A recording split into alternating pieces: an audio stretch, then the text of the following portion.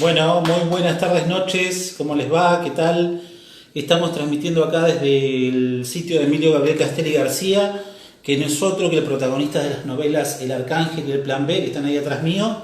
Y bueno, estamos estrenando nueva novela que Emilio es parte, personaje secundario, 4 El Retorno de la Recta Provincia. Pero bueno, vamos a la actividad en sí misma. El año pasado estábamos cerrando, de hecho cerramos en noviembre un ciclo de charlas referidas a la literatura y a la música, denominada justamente Letra y Música. Eh, y este año se nos ocurrió ampliar un poco más el espectro de los lenguajes artísticos, básicamente. En el ciclo Letra y Música básicamente hablábamos con personalidades de la música y de la literatura, músicos, gestores, escritores, escritoras. Ahora lo hemos ampliado. De hecho, hoy vamos a hablar con uno de los máximos exponentes de la música patagónica, que es el Guaja, Eduardo Guajardo. Ya en algún momento se va a conectar ahí, lo vamos a invitar. A ver, ya de paso lo hacemos. Ahí le envié la invitación para que vea.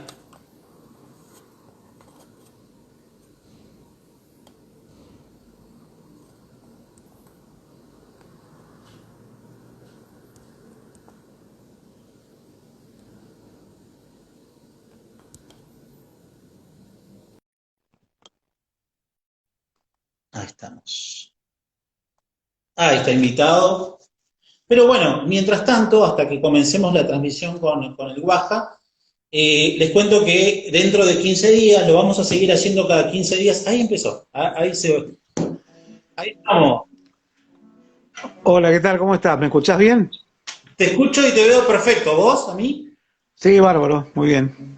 Buenísimo, qué grande. Bueno, muchas gracias, Guaja, por coparte en esta idea de intercambiar un rato, de charlar, de dialogar, por tu generosidad. La verdad que, bueno, de mi lado muy contento de poder tener esta conversación. Bueno, yo te agradezco mucho que me pongas en contacto con la gente que te sigue y bueno, ojalá sea una conversa nutritiva para la gente, justamente en este horario que la gente empieza a pensar en qué comer. Sí, tal cual, tal cual. Bueno, por ahí nos pueden escuchar mientras cocinan, ¿viste? No, no va a haber problema o Sí, mientras sí. se toman algo, lo que sea. Bueno, la idea básicamente, Guaja, es charlar un poco de vos, de tu obra, de tu trabajo, de tu labor, de tu trayectoria, etcétera. Estás transcurriendo los 40 años de la canción, de ir cantando y contando, como decís vos. Pero bueno, yo quería largar un poco desde el inicio, desde tus inicios, un poco estuve escuchando, y estaba viendo que vos contás siempre el inicio con la música, cuando tu mamá te encuentra ahí a los 5 años en la habitación, agarrando una guitarra a medio, que ya habías tenido varios intentos, pero que como que no te dejaban, pero en ese momento es como que tu mamá se escucha y se sorprende de que vos con esa edad estuvieras teniendo una coherencia musical, ¿no? Sí, fue la primera vez que me escuchó en realidad, muy a hurtadillas, me robaba la guitarra del ropero de mi viejo, una tango, una vieja tango, que no, o sea, yo tenía en ese momento con 5 años, tenía el mismo tamaño que la guitarra, o sea, Claro, medíamos igual. Por lo sí, tanto, sí. me costaba manipularla. Entonces, cada vez que la tenía que llevar, o la golpeaba, o la rayaba, qué sé yo, cosa que me ponía en evidencia, ¿no? Claro. Cada tanto, y por lo cual me retaban bastante, porque bueno, no concebían, digamos, de que alguien con ese tamaño y esa edad pudiera estar ejecutando ese instrumento. Y a mí yo tenía una pasión tan grande, pero tan grande, que aún con los retos y aún con los tirones de oreja, volvía, insistía, hasta que un día pasó eso, ¿no? Que yo no había nadie en casa, mis hermanos estaban en otras cosas y mi viejo no estaba. Entonces, bueno, hice ese trámite. Fui, agarré la guitarra y me fui a mi habitación. que era la habitación de los hermanos, ahí dormíamos todos amontonados, éramos como 5. Claro. Pero bueno, estaba solo ahí y bueno, la única manera de manipularla era subirla a la cama y una vez que estaba arriba de la cama, la guitarra, me subía yo y ahí más o menos me acomodaba contra la pared como para tocar. Y bueno, y ya más o menos manejaba bien 3 acordes, ¿viste? Y Ajá. alguna rítmica, ¿viste? Tenía con la samba. Entonces estaba cantando una samba, no sé cuál, no tengo idea cuál, pero me imagino que tiene que haber sido Samba de la Candelaria, Valderrama, no sé, alguna de esas. O Samba de mi Esperanza, que son, bueno, las Ujú. zambas que todos manipulamos, o que manipulábamos en aquel tiempo, que más o menos todas llevaban también esa cantidad de acordes, 3, ¿viste? Claro, claro, tal cual. Era acorde. Para esto era algo que vos auditivamente, porque en tu casa tus hermanos tocaban todos. No, solamente mi hermano mayor en ese momento. Ah, el mayor. Mi hermano mayor era el que tenía permitido porque era el que te estaba aprendiendo y sabía algunos acordes, ya más o menos se manejaba. Después seguía mi hermana, que mi hermana no tocaba ningún instrumento, no le atraía, digamos, el instrumento, y después venía yo, y después mis 2 hermanos más chicos que después a la sazón terminaron siendo músicos, el Chucu Ajá. y el Ah, Richie, los el más Chuco, chicos. claro. Sí, sí, Pero en ese momento yo tenía, te imaginas, 5 años, o sea, sí, sí. el Chucu tiene el Chucu por lo menos, tendría, no sé, 5 o 6, ponerle yo, el Chucu tendría 3 y mi hermano más chico casi 2 años, una cosa así. Ajá, está bien. O sea, el Chucu todavía estaba lejos del instrumento. Y bueno, el asunto fue que mi vieja entró a la casa y escuchó que alguien estaba tocando la guitarra, bueno, con cierto criterio, y empezó a seguir el sonido y se fue hasta mi pieza. Entonces, la puerta estaba entreabierta. Entonces, abrió un poquito más para mirarme y yo estaba tan ensimismado con lo que estaba haciendo porque me parece que era una de las primeras veces que yo empezaba a juntar ritmo con los acordes y cantar. Entonces con eso estaba alucinado. Y bueno, abstraído, totalmente. Entonces, cuando en un momento Claro. dado siento que alguien me estaba mirando, siento que me estaban observando. Esa cosa, viste, que decís, mirá porque algo pasa. Miro hacia la puerta y estaba mi vieja ahí mirándome y yo inmediatamente, como un acto reflejo, me largué a llorar porque esperaba, Se digamos, veía lo que venir algo, venía. sí. Sí, sí. Sí, sí. Y mi vieja se puso a llorar igual. Y a partir de ese día, a la noche, cuando se cenó y qué sé yo, que yo vengo de la generación donde se cenaba toda la familia junta, Sí, sí. bueno, donde no había televisor en el medio, nada. Exacto. Entonces, bueno, el padre sentado a la cabecera, a la diestra la madre y así. Y después toda la ubicación eh, formal, digamos, además inamovible de los lugares en la mesa, ¿no? Sí, sí. Y entonces, bueno, ahí en esa charla, en la sobremesa, mi vieja le cuenta a mi papá que me había escuchado tocando, qué sé yo, y que, bueno, de que era momento de conseguir un instrumento para nosotros. Ajá. Así que, bueno, ahí decidieron comprar otra guitarra que la compraron en Gallegos, no recuerdo en qué lugar, pero puede haber sido en esos lugares, no sé, tal vez hubiera sido Había, Casa Padín, ponele. sí, o casa Casa Padín, por barbería, ¿viste? ejemplo, Sí, o claro. barbería, que Sí, vendían de todo, ¿viste? claro, claro. Y bueno, un día trajeron una guitarra de escala un poco más chica que la Tango, Ajá.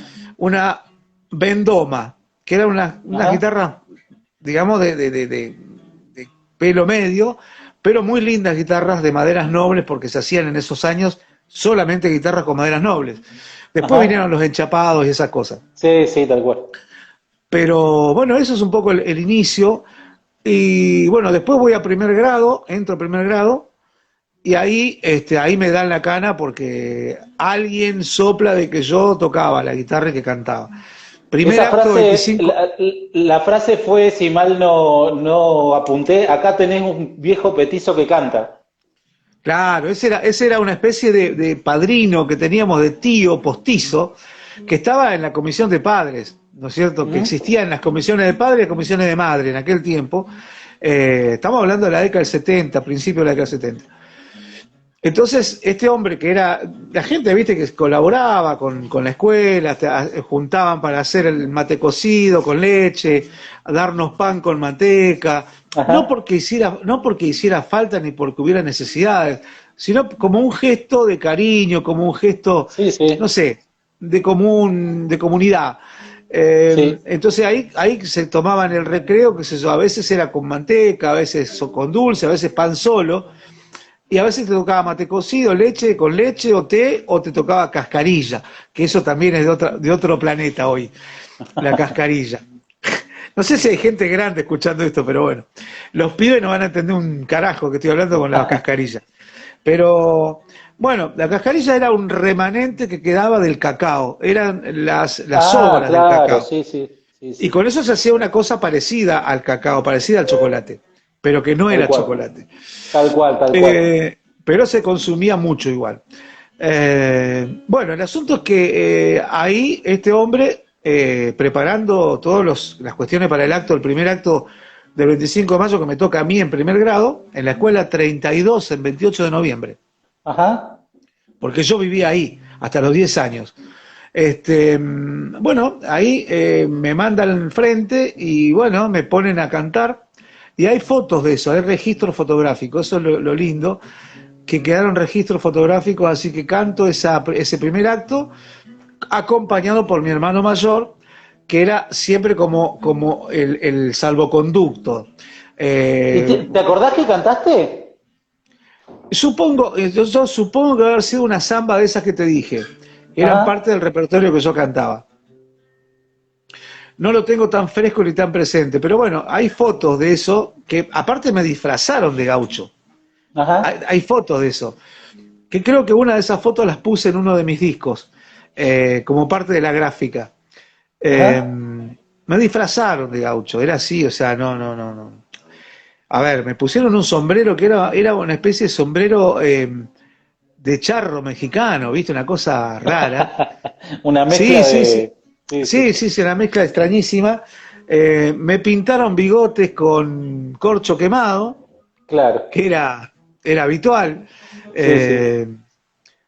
Consiguieron una bombacha gris y una rastra y unas botas que me quedaban un poco grandes, pero bueno, todo eso, además con un pullovercito que a mí me encantaba, que me gustaba mucho, era un pullover de una tela que te hacía transpirar un montón, pero que tenía en el pecho, era rojo con los puños y el cuello azul, y en el pecho tenía una figura en una especie de goma plástica, no sé qué era, con el zorro.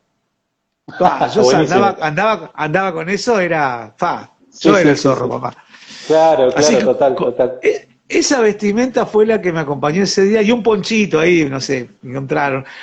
Una cosa extraña, pero que realmente para mí guarda una enorme ternura, porque la gente hacía lo que podía en los pueblos, y lo hacía lo mejor que podía. Y bueno, ese día canté, y me acuerdo, otra cosa que me acuerdo, que hay foto de eso, este tío postizo, que fue el que me mandó al frente, y afortunadamente para que yo arranque a cantar públicamente, está al lado mío con el pie de micrófono, porque no venían los pies así jirafa como son ahora, telescópicos, todo, era un poco más rústico. Entonces tiene el pie de micrófono levantado y agachado como para que pueda yo cantar. Pues yo realmente era petizo, te sostenía claro, sigo siendo petizo, nunca fui para la NBA, no, nunca. Así que, bueno, esos son los recuerdos más bonitos que tengo de esa primera vez. Y bueno, de ahí en más me alquilaron las maestras para todos los actos. Para todos los actos. Sí. Bueno, pero de alguna forma eso también contribuyó a tu seguridad y tu confianza en el escenario, que es todo un tema siempre, ¿no? No, yo lo agradezco muchísimo porque sin saberlo y sin quererlo, fue como una fragua, me fue templando. Porque todo un periodo importante de ese momento de mi vida, entre los 5 y te diría los 12 años, fue una etapa absolutamente lúdica con la Claro. guitarra. Sí, Yo sí. jamás tuve la obligación de cantar, jamás. O sea, mis padres nunca me exhibieron como una especie de monito de feria, o sea, Sí, sí. miren cómo canta el nene, no, no nunca. O Ah. sea, siempre fue si quería, ¿viste? Lo Así que cual es eso la para mejor mí, forma, es la mejor forma de aprender y de administrar todos sí, los sí, sí, sí. tiempos, o sea, Lo sin lúdico, mira, exigencia. la educación, si entendiera la educación que lo Ah, lúdico creativo es el mejor vehículo para aprender, estaríamos sorteando un par de escalones. total. Bueno, esto fue hasta los 12 años que salgo por primera vez de mi pueblo a representar al pueblo a San Julián, al Festival de San Julián en noviembre de 1979. Ajá, También hay fotos, o sea, no solamente gano mi primer festival, sino que además tengo mi primera nota de prensa, que ajá, además sí. tengo el diario y tengo el diario físico guardado. O sea, Eso está todo para mostrar, ¿no? Tendrías que hacer algún lo como he un mostrado, muestrario, por decirlo de alguna sí, sí, sí. forma. Sí, lo he mostrado, pero es parte de un acopio de información que en algún momento alguien se encargará de hacer, qué sé yo. Yo por lo pronto guardo, ¿viste? Tengo algunas cosas ahí. Mi primera nota de prensa en el diario Los Baguales se llamaba, que lo hacía la Ajá, gendarmería. Acá lo hacía la gendarmería. Y como mirá vos. yo estaba en la gendarmería infantil, que se había fundado ahí en el 79, que era como los Boy Scouts, pero de bajo presupuesto, digamos. O sea, ahí iba el sabalaje, íbamos Siempre, todo el siempre, sabalaje. siempre con el pueblo, digamos, siempre la cuestión No, de clase. es que yo vengo de ahí, o sea, Claro, sí, total. mis aspiraciones no eran, o sea, a ver, yo veía a muchos chabones que eran después amigos con los que jugábamos al fútbol, los que compartíamos en la calle, que eran Boy Scouts, y eran otra clase, eran otra categoría, ¿viste? O sea, Sí, sí, tal cual. estaban un poquito más arriba que Otra, nosotros, ¿viste? otra vestimenta, otra preparación, No, otro. Sí, no, aparte ponían ese cosito anaranjado, ¿viste? sí. ¿Cómo es el corbatín ese, no sé qué, unos cordones, ¿viste? Boinas, y siempre estaban así como muy cuidaditos, la piel, ¿viste? Ellos tenían la piel linda, nosotros estábamos todos paspados, ¿viste? Éramos un desastre. Pero bueno, ahí Y, armamos y ahí, Guaja, ¿te acordás eso. también? ¿Te acordás que cantaste? ¿Con qué ganaste en ese festival? En San Julián sí, me acuerdo, perfectamente. Gané con Luna de Tartagal. Ajá. Luna de Tartagal, que es un taquirari, ¿viste? O Sí, sí, sea, sí. bueno, ahí empiezo De Daniel velozmente. Toro, ¿no? No sé si, no voy a decir, no voy a aseverar nada, porque de Ah, verdad no bien. tengo claro de quién es el autor. Pero bueno, ya lo buscaremos. Eh, Sí. bueno, pará, Tucu, tengo un amigo que está acá. Buscame Luna de Tartagal, el autor. Mirá vos mirá qué producción tengo. ¿Sabés por qué? Porque se lo he escuchado a Facundo Toro, una de Tartagal que la hace hoy más Claro. Sí, pero me imagino que espectacularizada, digamos. debe haber ahí me parece debe haber una combinación. Capaz que está Fontana también, que Ah, puede componía ser. con Daniel Toro. Ujú. Eh, pero bueno, ahí nos van a sacar la duda, están googleando ahí. Perfecto. A ver, José Ignacio Rodríguez. José Ignacio Rodríguez, ¿es el autor y compositor? Sí, dice, Ah, claro. Dice José Ignacio Rodríguez, autor y compositor. Bueno, mira estamos vos. ahí, vamos, bueno, listo. Está Gané bien, está con bien. eso. Y en un momento dado, ya utilizando recursos que yo traía de la escritura, porque me encantaba escribir, leer, yo vengo de una generación que nosotros no teníamos televisión. O sea, soy de una Yo ando por generación de ahí, te lectores. digo no. Sí, sí. Claro, somos de una generación de lectores. Ujú. Nuestro entretenimiento era la lectura.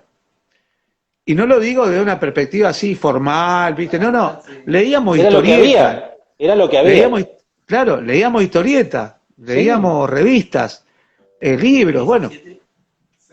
Entonces, para mí eso fue, ahí cuando gano y después voy, digamos, voy a la final, no sé qué historia, entonces estaba cantando y le hice una modificación a la letra que terminó, Ah, digamos, por definir, que yo ganaba.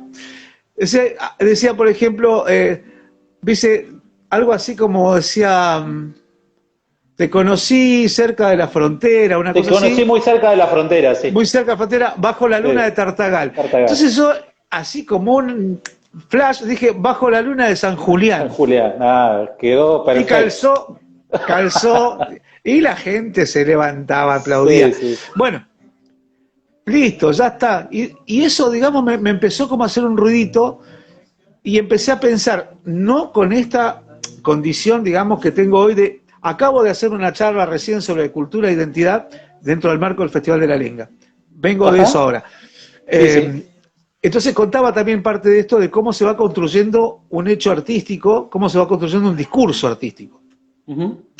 Y yo, sin tener esta posibilidad que tengo hoy de haberlo ya intelectualizado, en aquel momento me manejaba mucho por instinto, pero yo me daba cuenta de que no estábamos nosotros en las canciones.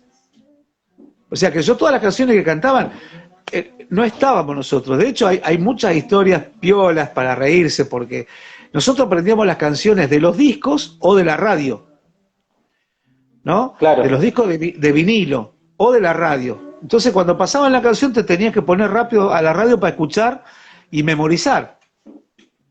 Entonces hay anécdotas que son realmente comunes para muchos de nosotros, que son risueñas, porque había cosas que no entendía, que no estaban en la cultura nuestra.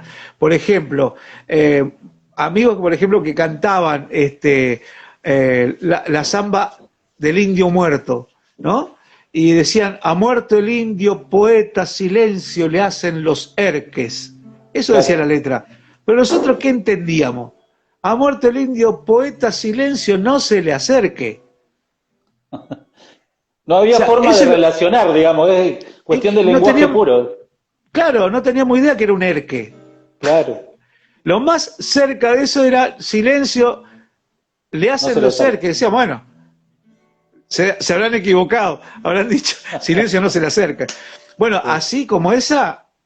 O no sé, qué sé yo, ya me voy a ir acordando, pero había muchas así que realmente no... O por ejemplo, el carnavalito, el omahuaqueño, llegando está el carnaval quebradeño, Micholita. Lo mismo, erque, charango y bombo. ¿Qué decíamos nosotros? Charango y bombo, que para nosotros era lógico eso, no lo otro. Erque, ¿qué está diciendo? ¿Viste? Sí, tal cual. A mi Corrientes por A, en donde te conocí. O sea, a mi Corrientes por ahí, decíamos nosotros. A mi Corrientes por ahí. Bueno, todo eso que tenía que ver con otras culturas, con otros modos de la cultura, que nosotros, digamos, que estábamos nosotros imbuidos de eso porque era lo que se escuchaba, porque era lo que pasaba en la radio y lo que estaba, digamos, como de moda. Entonces yo ya empezaba a sentir de que habían cosas que no me cerraban, o sea que... ¿Dónde estaba yo en esa canción? ¿Dónde estábamos nosotros? Y no estábamos. Y casi sin quererlo empecé a escribir las primeras canciones. Muchas con poco éxito familiar, ¿no? Porque nadie me daba un mango. Ahí tengo dos preguntas, Guaja, como para ir direccionándonos a lo que fue La muerte del ovejero, que es tu primera obra que vos mostrás y que decís, acá comienza toda la historia, digamos.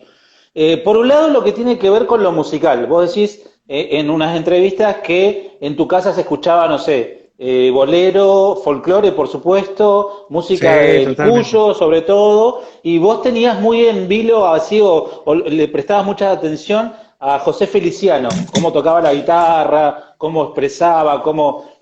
Eso por un lado, que te fue moldeando, ¿no? Por la parte musical. Y por otro lado, la literatura, que tiene que ver con la poética, esto que vos decir, hablar de nosotros, hablar de nuestro contexto, de la Patagonia, de...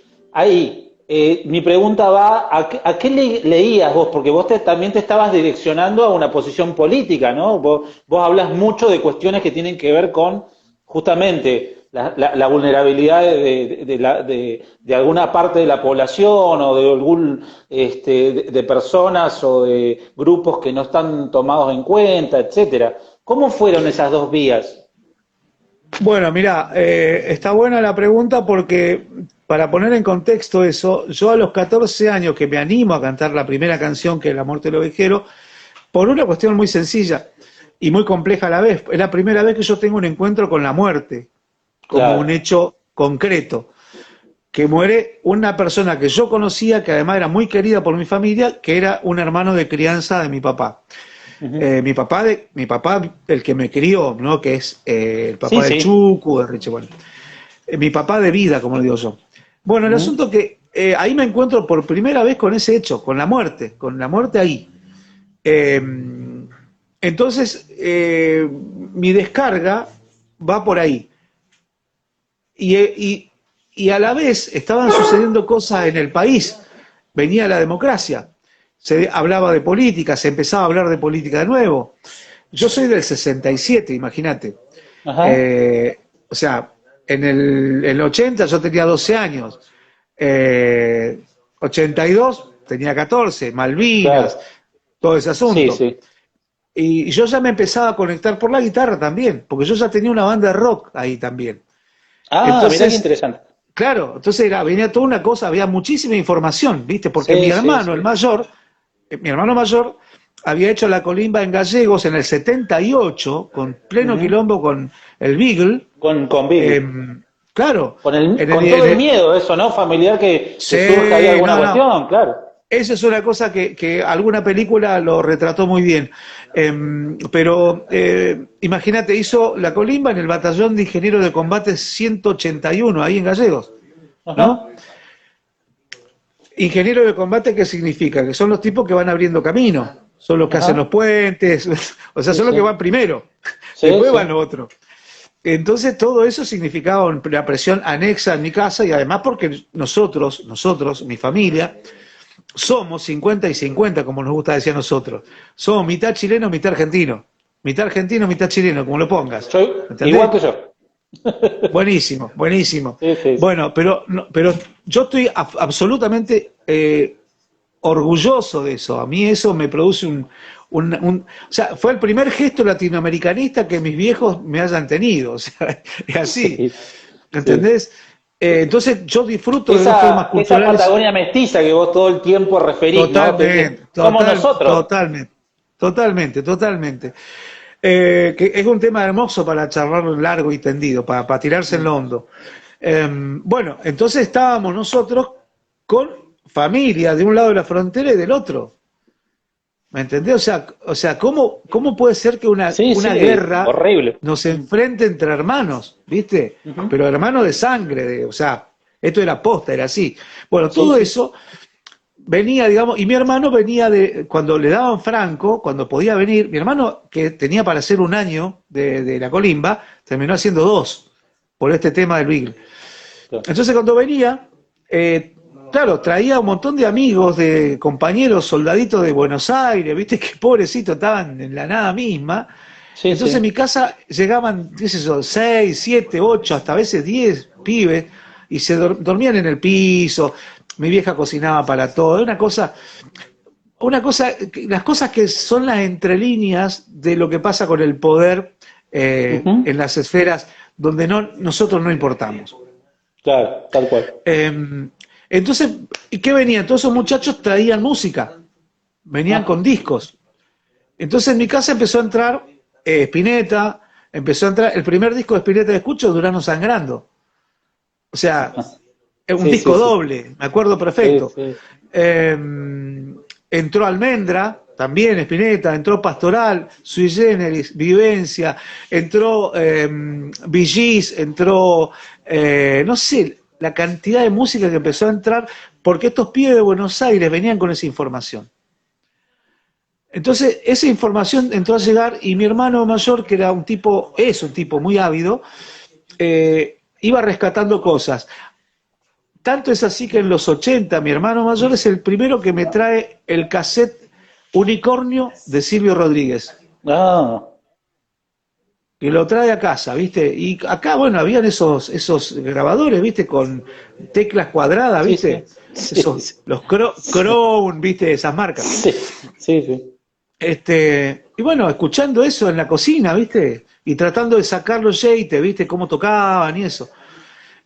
Bueno, en toda esa vorágine de información, yo escribo esa canción.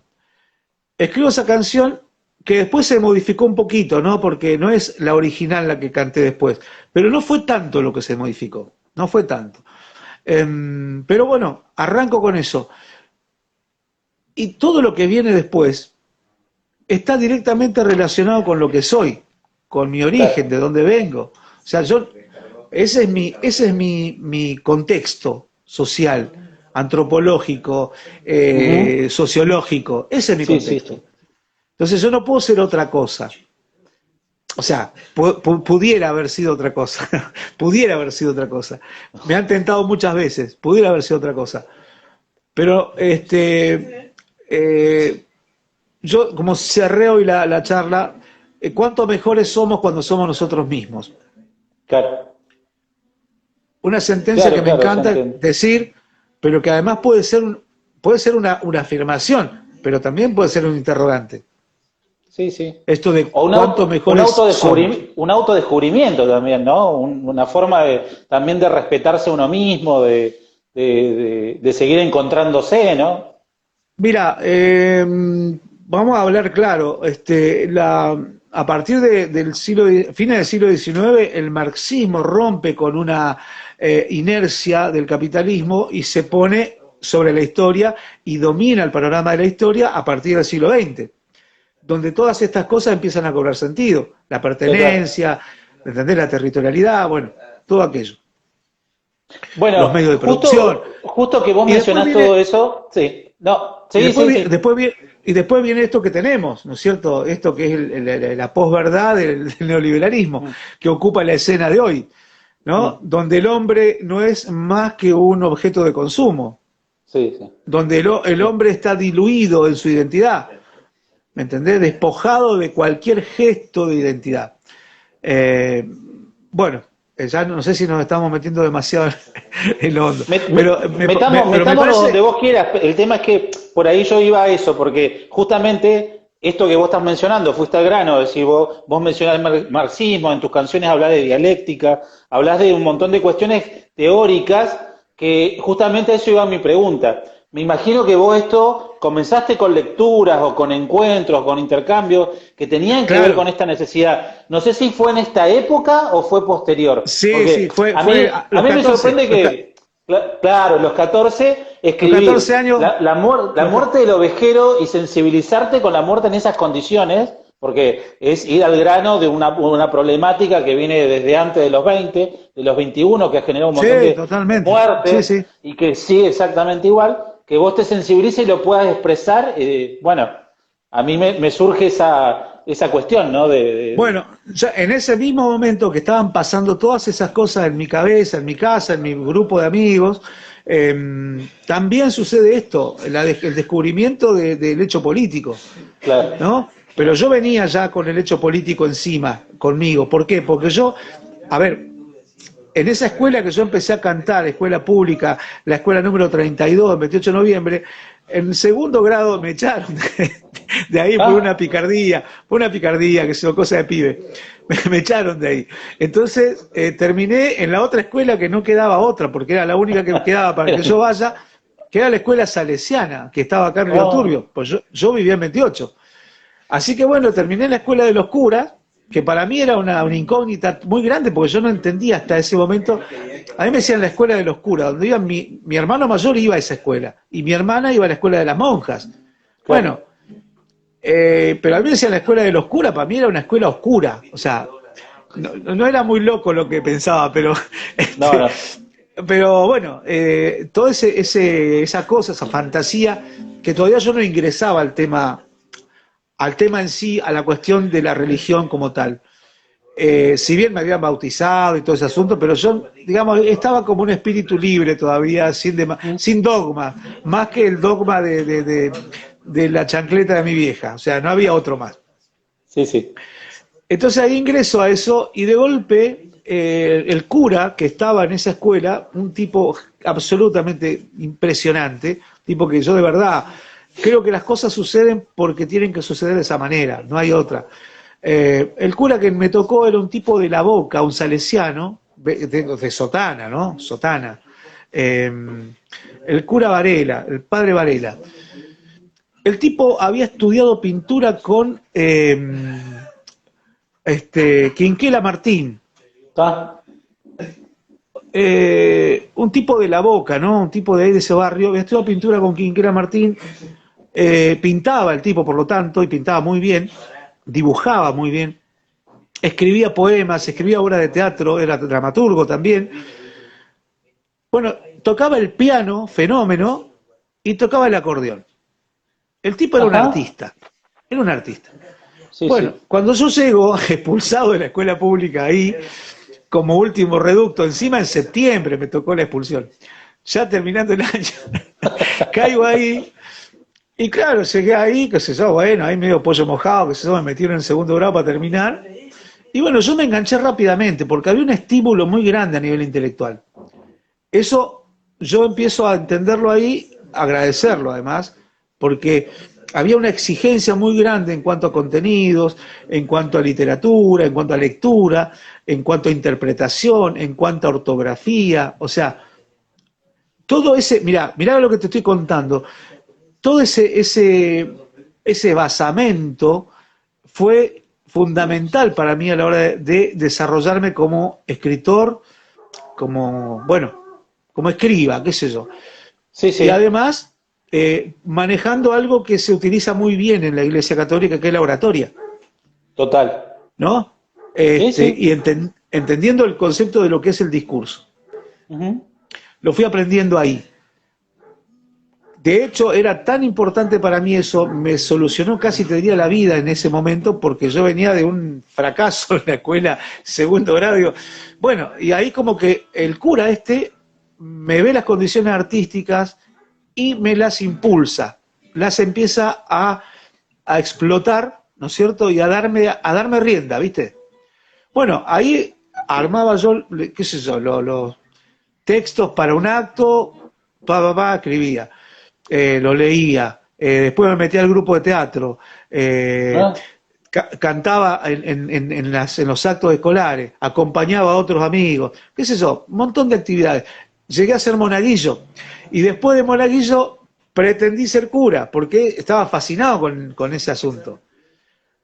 Digamos, mirá vos. ahí viene otro recuento de la historia, porque mi vieja, todo bien con la guitarra, todo bien con ser un tipo que era valorado en la iglesia porque era monaguillo, era un tipo, estaba siempre en el cuadro de honor, ¿viste?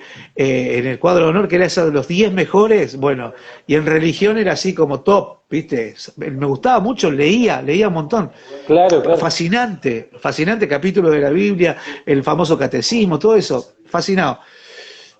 Pues yo digo, no, quiero ser sacerdote, ¿viste? Ahí se le terminó la religiosidad a mi vieja. Mirá vos, Dijo, che.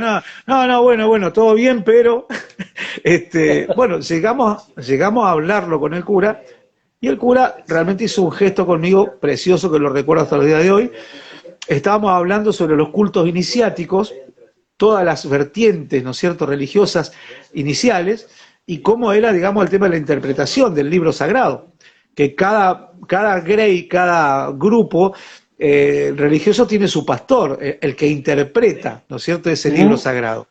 Entonces me dice, en un momento el cura me dice, le pide a mi vieja que nos deje solos en la dirección, entonces ahí me dice, vos te das cuenta, dice que nosotros estamos ahora hablando de esto, que son los cultos iniciáticos, bla, bla. Sí, pues yo súper estudioso, ¿viste? Sí, totalmente, está aquel, que yo.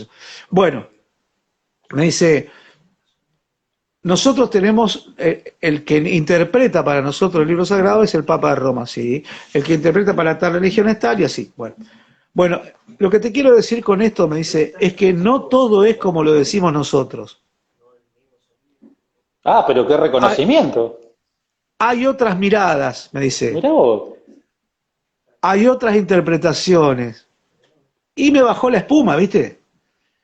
Y me dijo lo siguiente, me dice, yo tenía 12 años ahí, me Mm. dice, ahora vas a salir, dice, vas a ir a la escuela secundaria, dice, espera 2 años, me dijo así, espera 2 años. Si en 2 años tu vocación es tan fuerte como la de hoy, yo mismo me voy a encargar de que ingreses al seminario. Ahí me bajó la espuma, me tranquilicé. Bueno, mi vieja chocha, obviamente, porque dijo, bueno, se le pasó. Pero yo me quedé con eso, ¿viste? Dentro de 2 años vengo, ¿viste?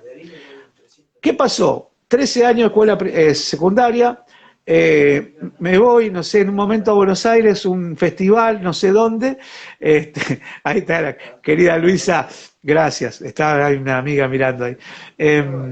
Y vos sabés que era la explosión de la democracia, ¿viste? Claro, claro, claro. Llegamos a Buenos Aires, Retiro, para tomar un colectivo a Córdoba, al Festival de Saldán, Octubre y la Juventud, festival muy grande de juventudes. Bueno, llegamos, ¿Fue el primero que vos saliste de la provincia? ¿Ese? el primero que salgo de la provincia, sí. Mira vos. No, yo ya había salido a Natales, a festivales salesianos, porque estaba en la escuela. Claro, claro. Pero esto es en otra el onda, país, otra cosa. claro, esto era otra cosa. Entonces, bueno, llego ahí, qué sé yo, y en Retiro, me acuerdo muy bien de esto, vi una cosa, primero que ver Buenos Aires, que era la primera vez que yo veía Buenos Aires. O sea, la ciudad más grande que yo conocía era Gallegos. Sí, sí, total. O sea, eso era, para mí era New York, Gallego era Nueva Sí, York, sí, ¿viste? sí. El golpe de Buenos Aires, ¿viste? Y claro, y no quedar como pajuerano, ¿viste? O sea, eso es una cosa del pibe del interior, que sí, bueno, vamos a cancherearla, ¿viste?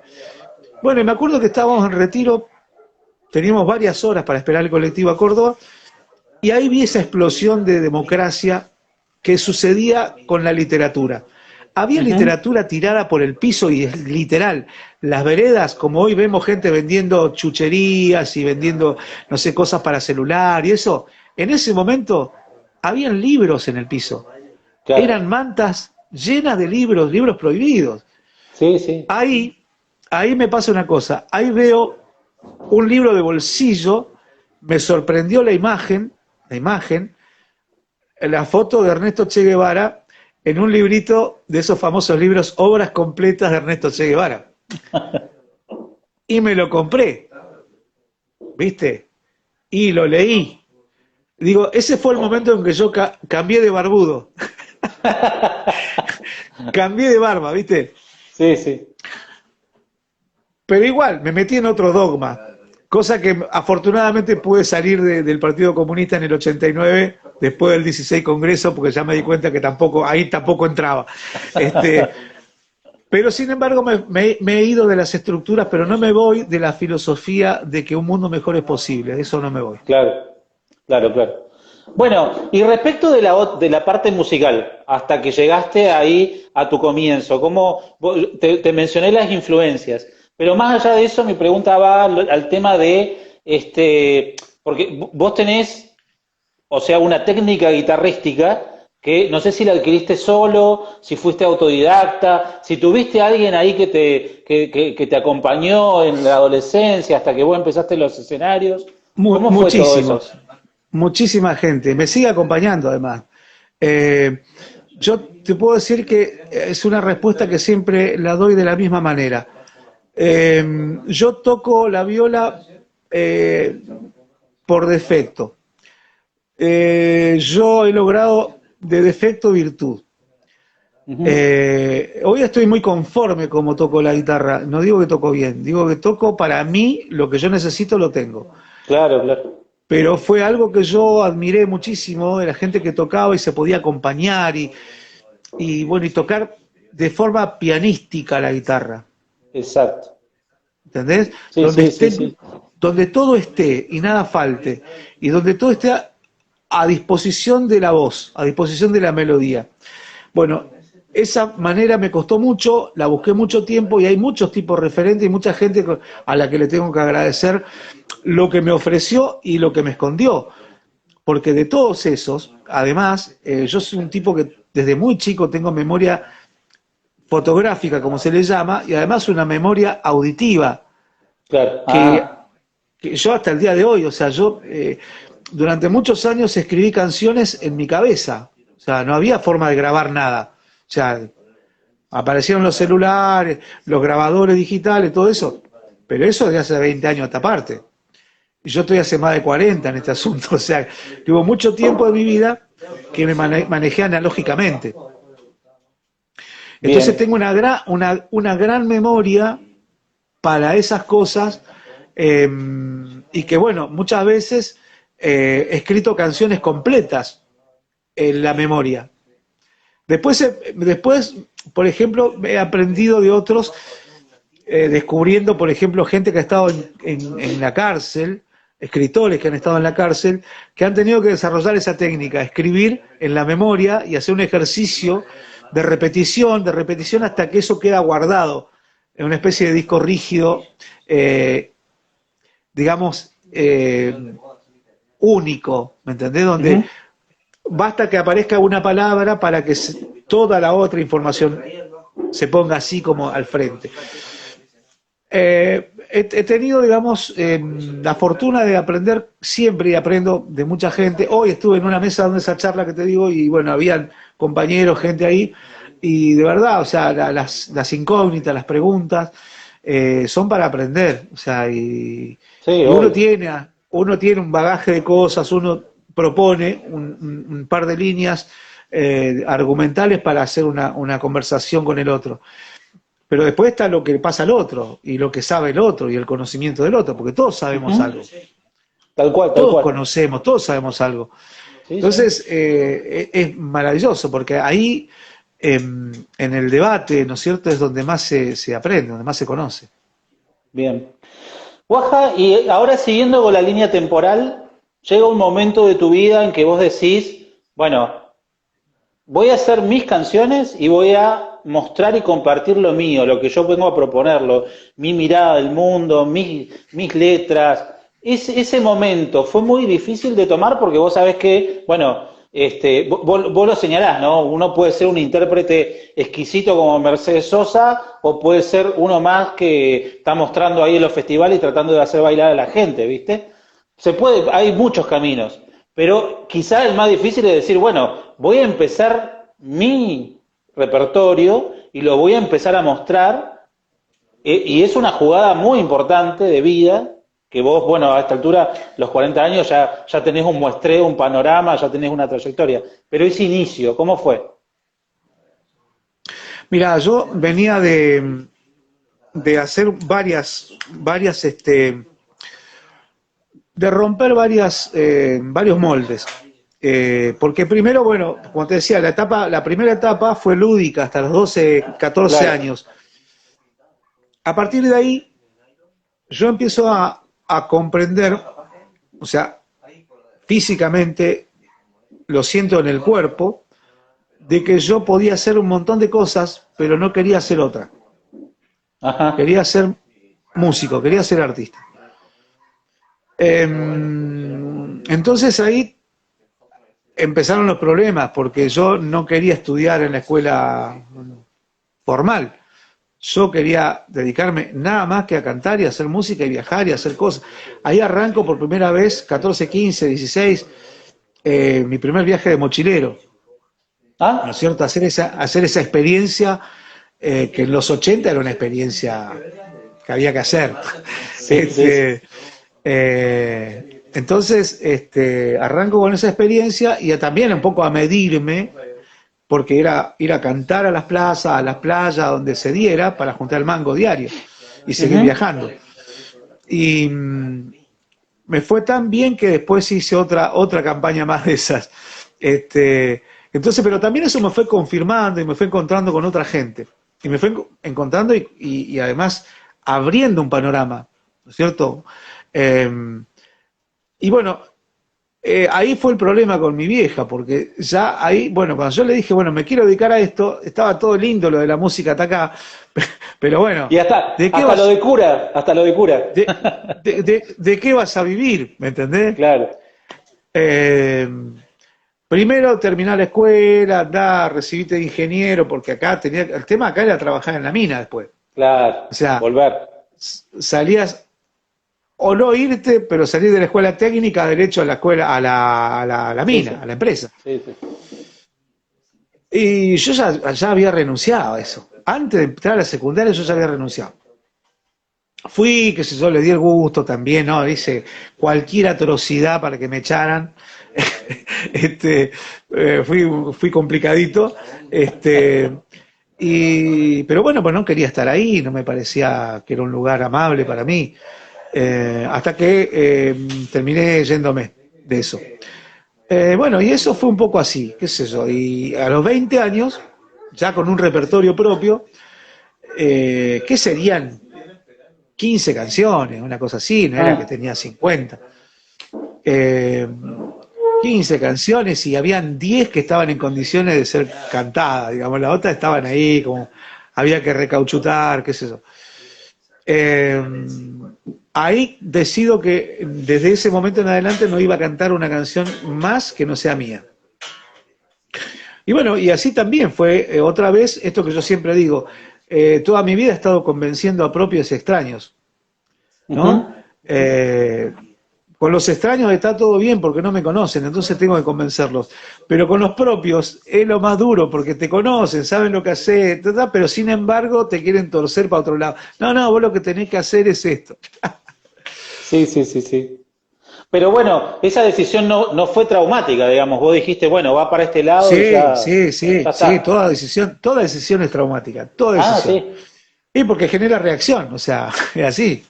Entonces, ¿qué pasaba? Esto de convencer a propios extraños, o sea, digo esto, así como cuando empecé a componer, me sacaban, pero, ¿me entendés? Del raje de todos lados, nada, vos tenés que, ¿qué vas a componer vos? Cantar alguna que sepamos todos, ¿viste? Que Claro, cantás lindo, la típica. cantate esta, Sí. listo. Y bueno, cuando hice eso, ese clic de decir, bueno, no canto más canciones de nadie que no sean mías, oh, viste, ¿para qué? Viste, lo mismo, el mismo reclamo. Y sin embargo, bueno, una cosa que es el instinto. Yo le doy mucha bola a eso. Me muevo muchísimo por eso, instintivamente. Y bueno, seguí ese impulso, ¿no? Ese impulso que no era pensado, no era intelectualizado, era un impulso, una cosa que me llevaba para allá y seguí así. Y Está bueno, bien. después decido grabar un disco y ya, digamos, medio vencido un poco por tanto rechazo y por todas esas cosas. Si bien seguía ganando festivales y me llamaban para un lado, para el otro, Eso eh, te iba a preguntar, porque en realidad, desde que vos iniciás hasta que grabás Señales de Vida, pasa un trecho, digamos, pasa bastante, pasaron muchos años en los que vos ya estabas instalado en los escenarios de alguna manera. O sea, ya estabas sí, en tu sí, actividad sí. profesional. Sí, sí, en el medio me pasó la vida igual, me pasó que nació mi hijo, me pasó que formé una familia, me pasó que eso también me obligó a retraerme en algunas cosas, caí de alguna manera en el objeto digamos, de la construcción de una familia, que es esta cosa de sentar cabeza, un trabajo estable y estas cuestiones Claro. también, eh, muy a pesar mío, ¿no? A contrapelo de mi vida, pero estuve ahí un tiempo y después salí expulsado nuevamente a este camino que es la pura incertidumbre cotidiana. Entonces, sí, grabo ese disco ya cansado un poco de golpear puertas, cansado digamos, del ninguneo. Vivimos en una provincia difícil para estas cosas, muy difícil.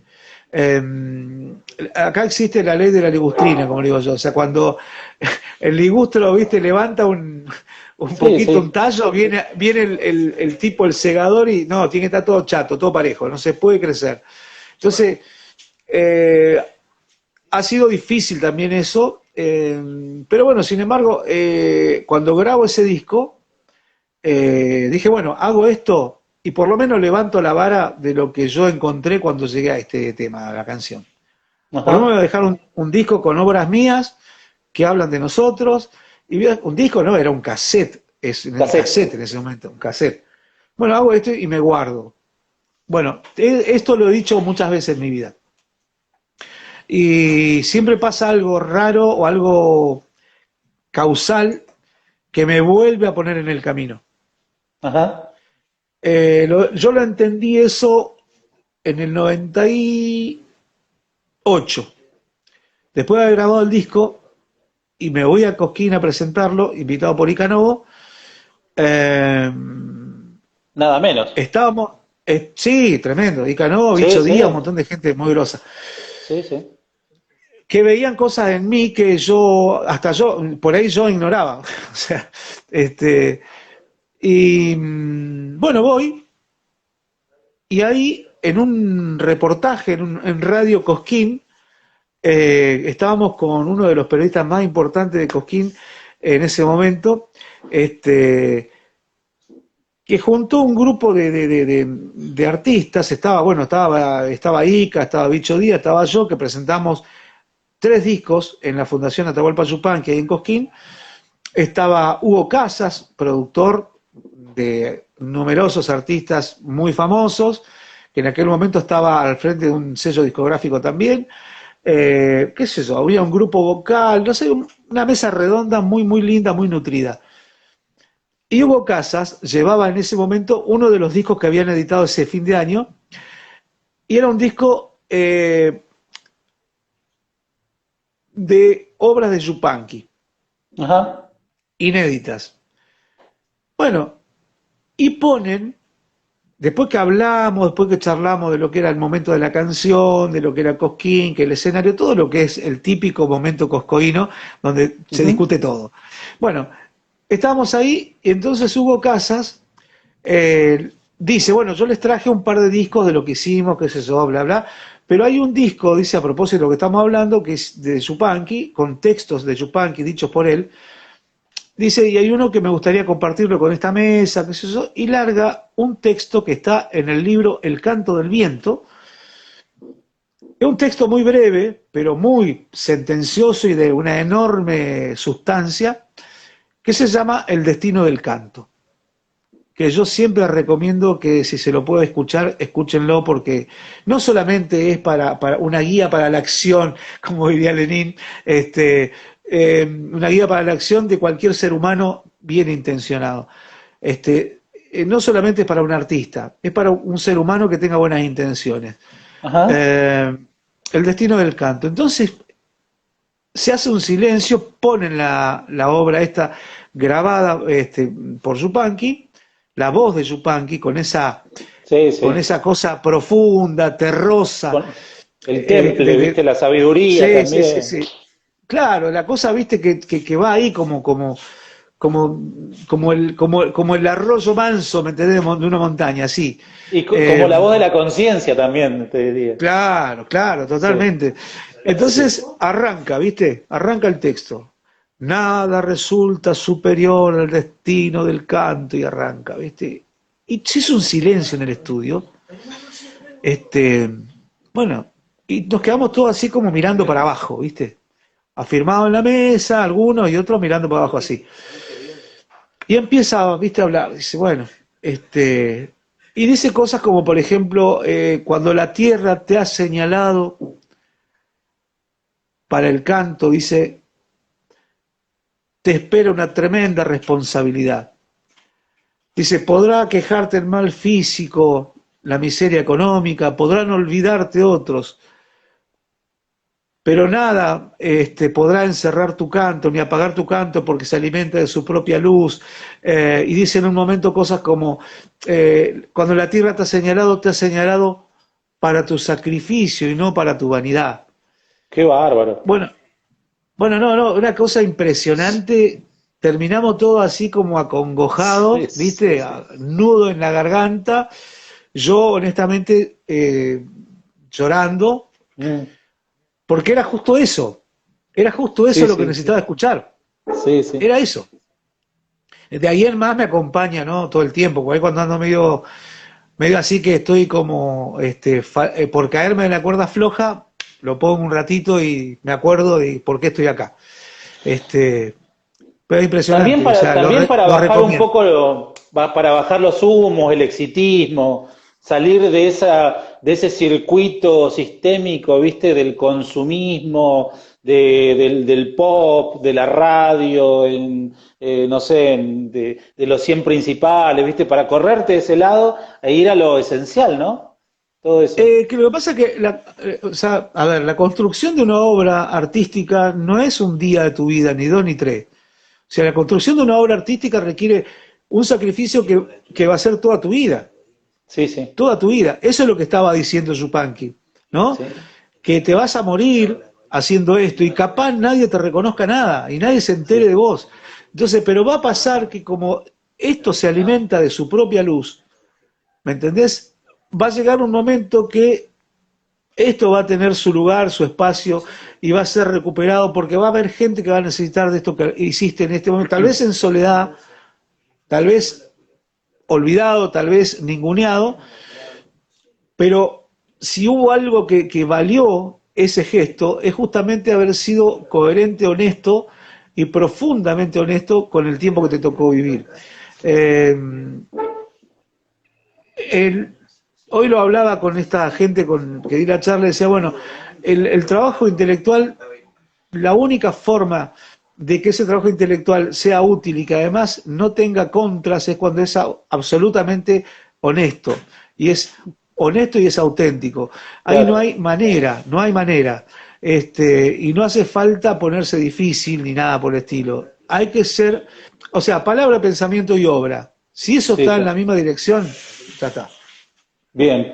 Hablando de eso, Guaja, quería hacer un paréntesis, porque cuando sacás este primer disco, hay una obra que es un emblema, ya que es un himno casi patagónico, y sobre todo de la cuenca, ¿no? Que vos en tus referencias decís que vos tenías la necesidad de hacerle una canción a tu viejo, ¿no? A tu papá biológico, por esa situación, bueno, de tragedia que vivió y qué sé yo, y que finalmente dedicaste una obra a un grupo, a este grupo, ¿no? Y después das muestra de todo lo que eso provocó. De hecho, nos reíamos cuando hablamos con el Chucu porque hasta le cambiaron el nombre, ¿no? Se llama ¿Qué va a pasar un obrero? Y la conoce como la canción del minero, hoy por hoy.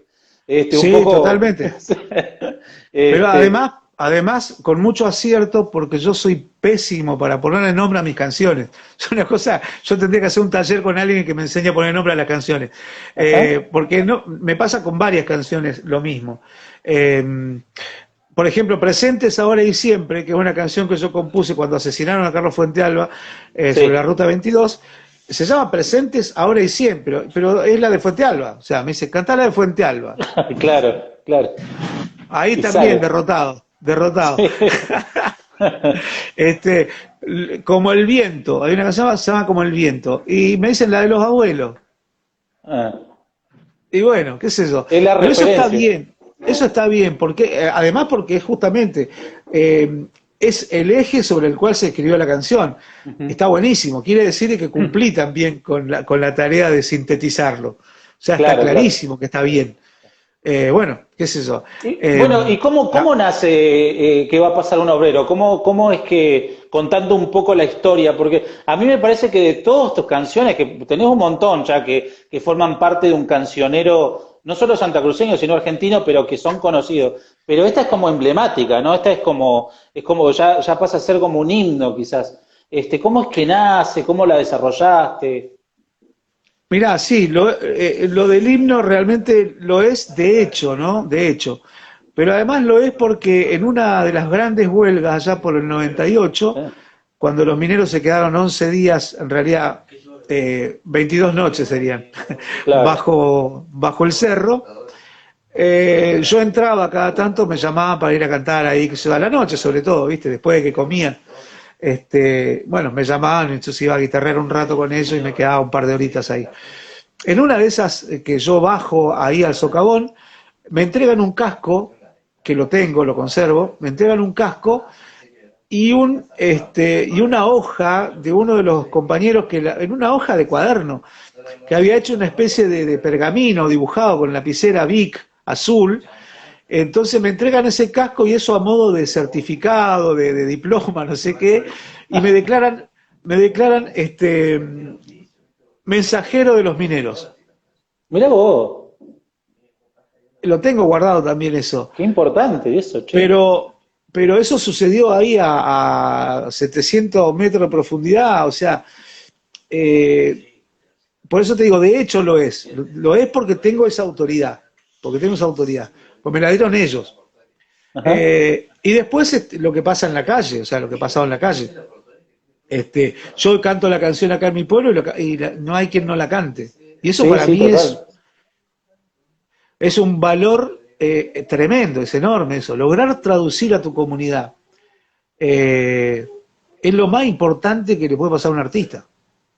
Después Total, todo lo demás total. suma, sirve, ayuda, pero si no hiciste eso, es imposible realmente que te puedas considerar artista. Es que ahí Yo, es como que, con ahí, eso, ahí- ahí es como que nace también el hecho folclórico, ¿no? No en el sentido del folclore tradicional, sino en el sentido de que una obra es como que pasa a ser anónima y pasa a ser de todos, y todos la conocen, y por ahí hay un chico de 10 años que la escuchó y que la tararea, que no sabe ni siquiera el autor, ¿viste? No sé, en algún lugar de la Patagonia, y la tararea, ¿viste? Eso es tan inmenso, me imagino, para alguien es, que genera un hecho es, artístico su- que, es superlativo. Te digo porque claro, yo la he cantado no solamente acá en la Patagonia, no solamente la he cantado en el país, la he cantado fuera del país. Hoy les contaba a los chicos, he cantado esta canción en Uruguay, en Cuba, donde no saben claro, qué es un minero, no tienen idea de lo que es un minero. claro, Pero, sin sí, sí, embargo, pues sí, yo siempre cierro cualquier espectáculo con esta canción, porque esto, como decía Whitman, me canto y me celebro y me canto. O sea, es sí, sí, así. Entonces, para mí, cerrar con esa canción tiene justamente, es el sello de identidad. Y yo cantarla que yo en una fábrica en Cuba y que los trabajadores terminen todos emocionados y les digan, mm, coño, que tú tienes un cañón, que esa canción, no sé qué. Eh, es precioso. Vos decís, estos sí, sí, tipos no han visto un minero en su vida, pero hay una cosa que es la honestidad con la que yo compuse esa obra, que no discrimino el tema del minero y del obrero, por eso está puesto a propósito. claro, A ver si saca el sombrero, sino que va a pasar un es obrero. un obrero, A ver si saca el sombrero, que va a pasar un minero. ¿Entendés? Porque en realidad es el reclamo de todos los trabajadores del mundo, la exacto, exacto, dignidad. sí, sí, La dignidad es un reclamo ineludible de todos los obreros del planeta. El mundo está hecho por trabajadores.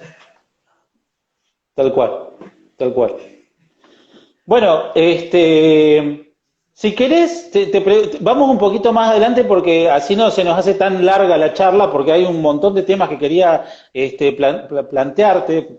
Nos faltan como 30 años todavía para llegar a la actualidad, pero Sí, no quería dejar pasar el tema de la ruta de la dignidad, hablando de los obreros, hablando de todo el trabajo que más o menos hicieron ahí con el sobrino de Mercedes Sosa, que es tu compadre, ¿no? sí, Que con Claudito. recorrieron, claro, con Claudio Sosa. ¿Querés contarnos un poco más o menos de qué se trató? Sí, te cuento. Ayer justamente estuve hablando con Claudio porque estamos pensando un cierre para eso, que ojalá podamos llegar a ese puerto que nos hemos planteado. Pero la Ruta de la Dignidad es una movida político-cultural que nosotros encabezamos con Claudio a partir de varios encuentros de músicos independientes y cosquines y, bueno, discusión, debate, sobre todo del rol del artista popular o del que pretende popularidad o que se piensa popular. Sobre todo el rol del tipo que hace una canción con habitante, una canción social o canción con fundamento, como la llamamos los patagónicos. Exacto, Este, entonces, luego de todos esos debates, nunca logramos llegar a la cuestión de fondo, porque de verdad hay poca formación política en los artistas, casi te diría nula. O ujú, sea, a veces hay muy buena formación musical, muy buena formación en lo teórico respecto de lo musical, ¿no? Respecto del métier del músico. Pero no existe formación política, es como que es una parte vedada, como que no, eso no es para nosotros. O sí, sea, sí, como sí, que si nosotros no desarrolláramos un hecho político a cuando nos ponemos a trabajar en el arte. Bueno, todo eso se manifestaba cada vez que discutíamos. Llegamos a un punto donde era un callejón sin salida. Sucede lo del 2001, diciembre del 2001, de la Rúa, el helicóptero, exacto, etcétera, etcétera, los muertos en la calle y todo los aquello. mueve, Viene Cosquín, 2002, enero. Y nosotros, bueno, vamos a Cosquín, y en ese momento Cosquín se estaba haciendo sobre el atraso salarial de los empleados de la Municipalidad de Cosquín. Hacía 3 meses que no les pagaban el sueldo. sí, Estaban con sí, una olla popular en la Plaza Próspero Morín en la esquina. claro. Sí, Carteles. A esto hay que recordar el caos del país en ese momento, ¿no? De los Levoc y de los patacones y los saqueos de los supermercados y etcétera, ¿no? Y los muertos, que siempre los ponemos nosotros. Sí, sí. O sea, bueno, entonces con todo ese desasosiego y también con toda esa falta de salida, porque bueno, había que buscar salida y no habían, y habían algunos atisbos, qué sé yo. Bueno, resulta que no pudimos lograr ni siquiera hacer un comunicado de parte de los músicos para solidarizarnos con la gente de la Municipalidad de Cosquín. Lo hicimos personalmente, o sea, fuimos nosotros, fuimos a cantar ahí, a escuchar qué les pasaba, cómo venía la cosa.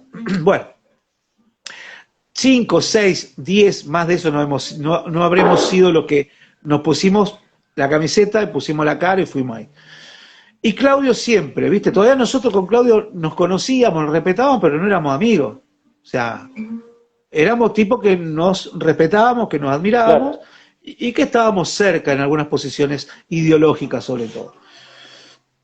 Bueno, nos volvemos realmente con una desazón importante, cada uno a su casa, termina Cosquín, terminan los festivales de enero, nos volvemos. En marzo me llama Claudio, bueno, un poco para comentar el post-Cosquín. Y bueno, charlando de esto, empezamos a hablar de que había empezado el fenómeno en el 2001, había empezado también el fenómeno de la fábrica ocupada, la gente que se quedaba en la fábrica, que sorteaba esa trampa de la indemnización y después la nada misma. Y bueno, y empezaron varias fábricas a tomarse, ¿no?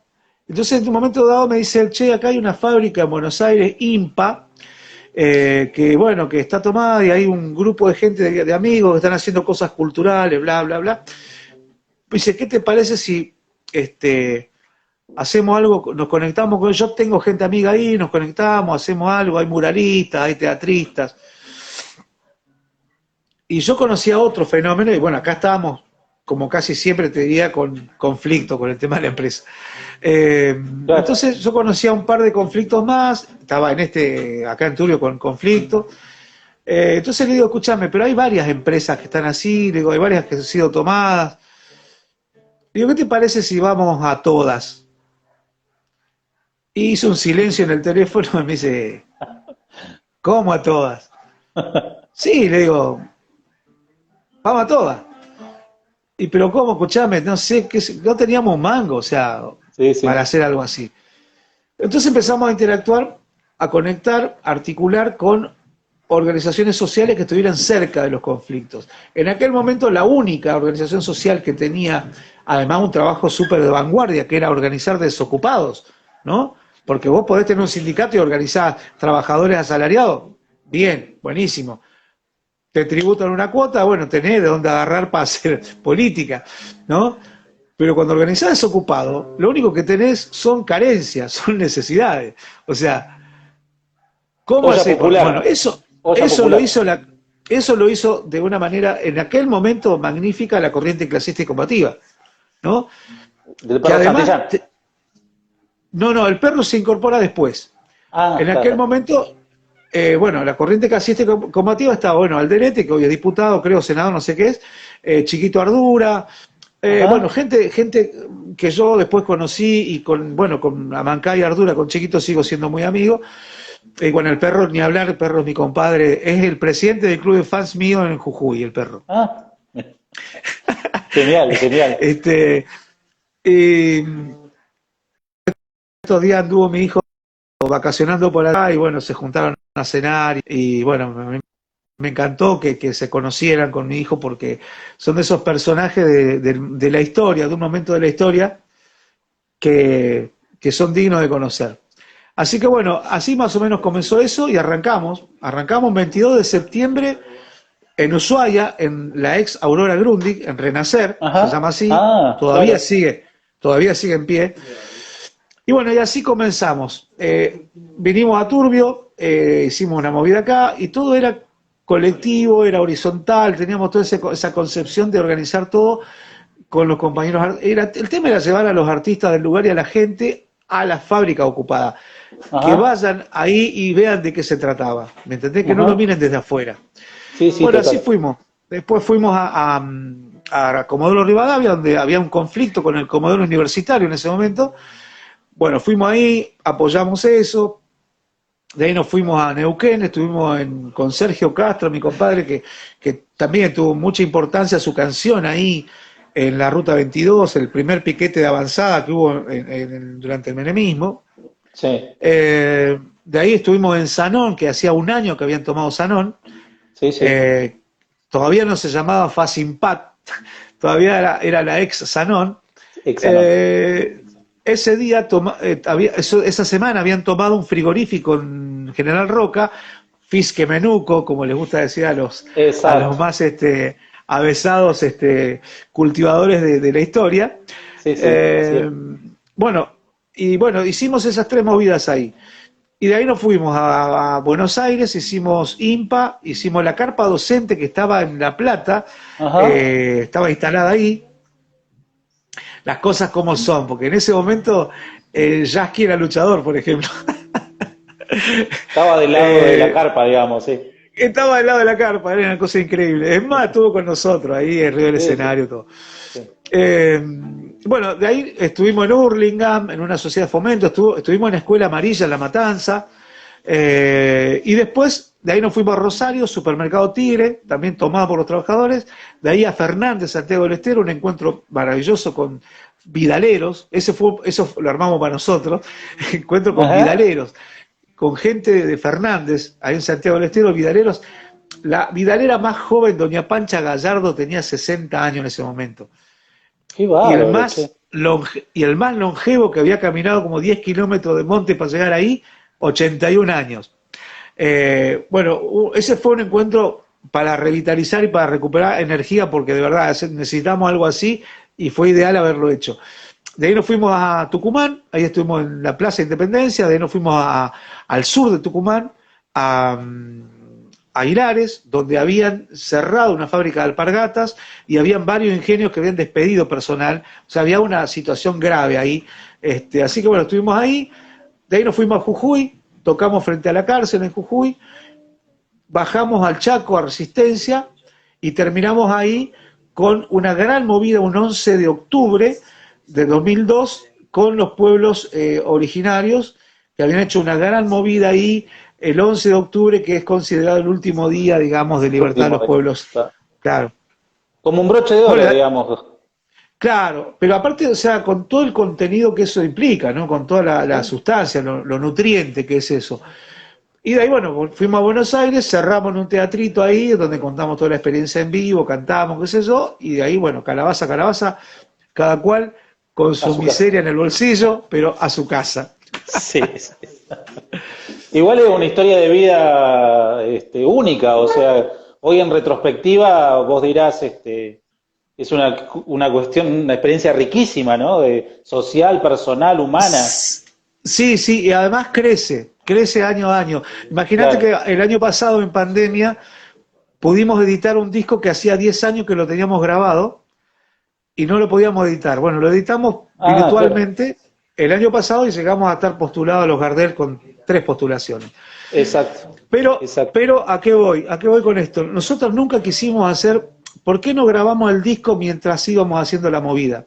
Claro. Y porque a nosotros nunca se nos ocurrió hacer de eso un negocio para que nosotros quedemos bien parados, qué sé yo, en función de la lucha de los trabajadores. Entonces nos resistimos a hacer eso. Lo terminamos haciendo como 5 años después y tardamos casi 10 años en editarlo. Este año se cumplen 20 años de la Ruta de la Dignidad. Ajá. Claro, sí, tal cual. Sí. 20 años. Y estamos pergeñando una idea ahí, que te tiro así un poco la primicia, de poder llevarlo a el formato documental. Hacer la gira que hicimos en ese momento, hacerla ahora, con un equipo de documentalistas, filmación, qué sé yo, para hacer una especie de balance de qué pasó en estos 20 años, cómo están esas fábricas ocupadas, en qué quedó eso, dónde está la gente que colaboró con nosotros, los músicos, qué hicieron, si realmente sirvió, qué ganamos, qué perdimos, cuáles son los paradigmas nuevos que enfrentar. Bueno, Como una idea cantidad está de cosas. espectacular, ¿eh? Te digo, como idea está genial, no solamente como un documento artístico, sino también como esto que vos decías, ¿no? Una muestra sociológico-comparativa de 20 años de la Argentina, ¿qué pasó, no? En Claro, cada uno de esos lugares. que 20 años es un buen momento para ese Sí. tipo de cosas. Y además porque creo, como hablaba hoy con la querida Sonia Peralta, que es nuestra agente de prensa, eh, creo que también es parte es una necesidad de poner también en un lugar de rescate de memoria a muchos de los compañeros que ya no están, Claro, tal cual. que murieron. O Sí, sea, sí, porque sí. en ese momento jugaron un papel central en la toma de las fábricas y hoy ya no están. Y es Ujú. necesario, me parece, que por lo menos eso se recupere y se lo ponga en un discurso audiovisual que cualquiera, en cualquier momento, en cualquier lugar del planeta, lo pueda ver y decir, ah, mira, estaban estas personas con nombre y apellido que hicieron ese gesto de construir un mundo mejor y posible. Genial, genial. Bueno, como para ir avanzando, después vinieron los tres discos posteriores, ¿no? Una mirada al sur, un grito de ida y vuelta y Cantares de la Lejura, ¿no? Un poco en el tiempo, como bastante seguidos unos del otro. ¿Qué recordás de esos tres trabajos? Sí, A ver, son distintos, ¿no? em, Pero, y hay colaboradores importantísimos en cada uno de sí, sí, sí. ellos. Bueno, yo soy bastante ecléctico en mi manera de componer, en mi manera, sobre todo en mi manera de manejar el discurso musical. Porque para mí la música es el puente más inmediato para llegar con una palabra, con un discurso artístico. Eh, y después siempre digo que la canción tiene dos tareas, una preservar la memoria y otra hacerla con belleza. Eso para mí es así. Ajá, Pero la música es un puente. La música es cultivar la virtud de los puentes.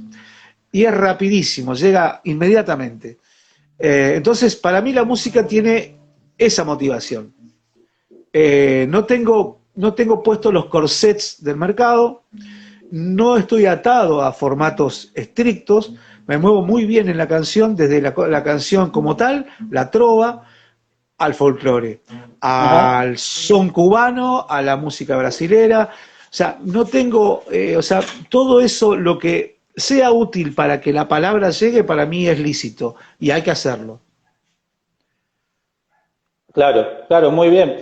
Ahí en los tres discos lo que yo recalco es el tema de la compañía, ¿no? De gente muy grosa, de músicos muy grosos, no Sí, sé, bueno, qué sé yo, por citar algún, Néstor Basurto, bueno, José Carabajal, ¿no? bueno, con el Eh, Sabalero, claro, el bueno, en Sabalero. ese Daniel Massa y el Sabalero, ese fue el primer candombe que yo grabo. Eh, y tenía mucho pudor, mucha vergüenza, porque de verdad, o sea, eh, era un género que yo disfruto y disfrutaba mucho, pero que había hecho una cosa así como parecida a un candombe, que lo termina arreglando Daniel Massa, el bajista uruguayo, tremendo músico, y digamos, como si fuera poco, eh, José Carvajal, el sabalero, termina siendo la glosa final y ese candombe, que yo lo metí al último y a regañadientes porque me daba mucho pudor, termina siendo el vínculo entre el sabalero y mi persona. O sea, eso nos pone en un plano de amistad con el sabalero, me invita a Uruguay, yo fui 2 veces a su casa, de hecho en vida logré hacerle una canción a su casa que se llama Cantolina del Águila y está Mirá en qué mi disco bien, qué Cantares, bueno. está Sí, en yo mi lo disco Cantares de escuché. la Lejura. Sí, Bueno, sí. Cantolina del Águila porque es la casa, así se llama, eh, y está en la playa del Águila, ahí en Atlántida, Mirá ahí vos. cerquita de Montevideo, en la Villa Argentina, donde yo estuve las 2 veces que estuve parando ahí en su casa con él y disfrutando de esa intimidad, de ese lugar. Entonces, bueno, le hice esa canción y se lo alcancé a dar para el día del cumpleaños de él. Yo volvía de gira, llego a Buenos Aires y él estaba tocando en el ND Ateneo. Así que bueno, yo le dije que iba, dejó dicho en la entrada que yo iba, pasé, bueno, entré y bueno, ahí terminamos una noche tomando un par de cafés tintos, con él, con el Tata Cedrón, con Carlino, con una gente alucinante, Rafael Amor, qué sé yo, una mesa, Sí, sí. te digo, de esas Sí, mesas sí, como, la querés poner en la mesa de luz, la primera, sí. sí, sí, la querés poner en la mesa de luz y prenderla todas las noches, un rato. Este, bueno, todos esos placeres de la vida. Yo he hecho gira con José Carvajal, con el Saba, y hice una gira, escuchá esto, hice una gira tremenda no por la cantidad de días, sino por el volumen de energía y de talento que tuvo eso. Una Ajá. semana anduvimos juntos, hicimos Sarmiento en Chubut, Esquel también en Chubut y Trelew. Pero escúchame Sí. esta, era mi amigo, que fue el que nos presentó, que es de Sarmiento, un muy querido amigo, hermano mío, eh, que además era productor, productor artístico de estas cosas, ¿no? Producía estas cosas. O sea, siempre a pérdida, digamos. nunca, nunca un chaqueño para la vecina, no hace plan. Claro, claro, claro. Entonces, bueno, viene el sábado, yo no iba a ir porque, de verdad, o sea, yo tenía que hacer otras cosas, otras movidas en otro lugar. Entonces de Buenos Aires me llama José, me dice, escúchame Eduardo, dice, ¿cómo no vas a venir? Digo, no, José, le digo, yo sabía, además, sabía que la cosa estaba peluda en cuanto a guita, ¿viste? Entonces dije, ¿para qué ir Sí, sí, sí. si va a ser un problema más, ¿viste?